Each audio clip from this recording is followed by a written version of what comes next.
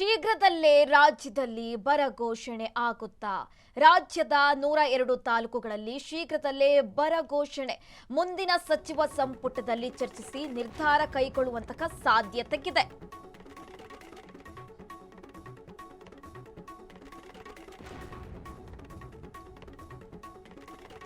ಶೀಘ್ರದಲ್ಲೇ ರಾಜ್ಯದಲ್ಲಿ ಬರ ಘೋಷಣೆ ಫಿಕ್ಸ್.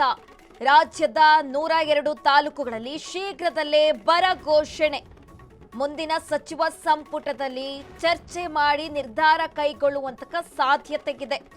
ಈಗಾಗಲೇ ಸಚಿವರಿಂದ ವರದಿ ಪಡೆದುಕೊಂಡಿರುವ ಸರ್ಕಾರ ಇಂದು ಮಹತ್ವದ ಸುದ್ದಿಗೋಷ್ಠಿ ನಡೆಸಲಿದ್ದಾರೆ. ಪರಮೇಶ್ವರ್ ಸುದ್ದಿಗೋಷ್ಠಿಯಲ್ಲಿ ಮಹತ್ವದ ಮಾಹಿತಿ ನೀಡಲಿದ್ದಾರೆ. ಕಂದಾಯ ಮಂತ್ರಿ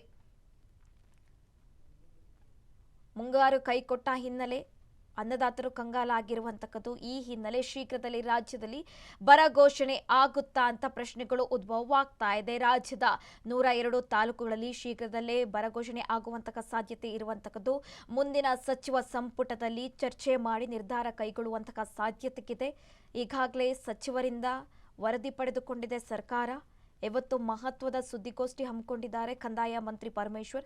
ಸುದ್ದಿಗೋಷ್ಠಿಯಲ್ಲಿ ಮಹತ್ವದ ಮಾಹಿತಿ ಕೂಡ ನೀಡುವಂತಹ ಸಾಧ್ಯತೆ ಇರುವಂತಕ್ಕದ್ದು.